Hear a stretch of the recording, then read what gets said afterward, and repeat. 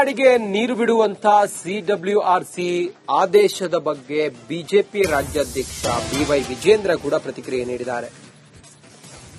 ವಿಜೇಂದ್ರ ಮಾತಾಡ್ತಾ ಹೇಳಿದ್ದಾರೆ, ಸರ್ಕಾರ ಮಣ್ಣು ತಿನ್ನುವ ಕೆಲಸ ಮಾಡಿಕೊಂಡಿದೆ. ಬಿಜೆಪಿ ರಾಜ್ಯಾಧ್ಯಕ್ಷ ಬಿವೈ ವಿಜೇಂದ್ರ ಹೇಳಿರುವ ಮಾತಿದು. ಕದ್ದು ಮುಚ್ಚಿ ತಮಿಳುನಾಡಿಗೆ ನೀರು ಬಿಟ್ಟಿದ್ದಾರೆ. ಸಿಡಬ್ಲ್ಯೂಆರ್ಸಿ ಮುಂದೆ ಪ್ರಬಲವಾಗಿ ವಾದಿಸಿಲ್ಲ. ಓಲೈಕೆಗಾಗಿ ರೈತರನ್ನ ಬಲಿ ಕೊಡುತ್ತಿದೆ. ಕಾವೇರಿ ಭಾಗದ ರೈತರಿಗೆ ವಿಷ ಹಾಕಿದ್ದಾರೆ. ರಾಜ್ಯ ಸರ್ಕಾರಕ್ಕೆ ರೈತರ ಬಗ್ಗೆ ಕಾಳಜಿ ಇಲ್ಲ. ಮೈಸೂರಿನಲ್ಲಿ ಬಿವೈ ವಿಜೇಂದ್ರ ಕಿಡಿಕಿಡಿಯಾಗಿದ್ದಾರೆ.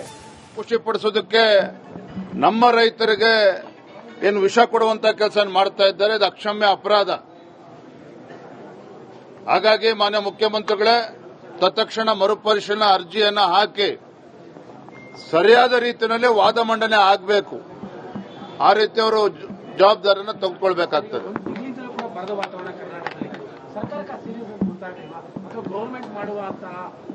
ಅಲ್ಲರಿ, ಮುಖ್ಯಮಂತ್ರಿಗಳಿಗೆ ಗೊತ್ತಿಲ್ವಾ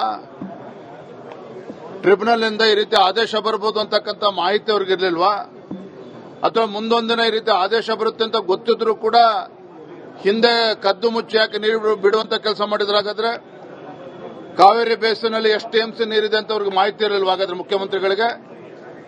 ನಮ್ಮ ಪರಿಸ್ಥಿತಿ ಏನು ಅಂತೇಳಿ ಗೊತ್ತಿದ್ದು ಸಹ ರೈತರು ಪರದಾಡ್ತಾ ಇದ್ದಾರೆ, ಬೆಳೆ ಬೆಳೆಯೋದಕ್ಕೂ ಕೂಡ ನೀರಿಲ್ಲ ಅಂತೇಳಿ ಗೊತ್ತಿದ್ರು ಸಹ ಯಾಕೆ ನೀರು ಬಿಡುವಂತ ಕೆಲಸ ಮಾಡಿದ್ರೆ? ಹಾಗಾದ್ರೆ ಎಷ್ಟು ಟಿಎಂಸಿ ನೀರನ್ನು ಬಿಟ್ಟಿದ್ದಾರೆ ಈಗಾಗಲೇ?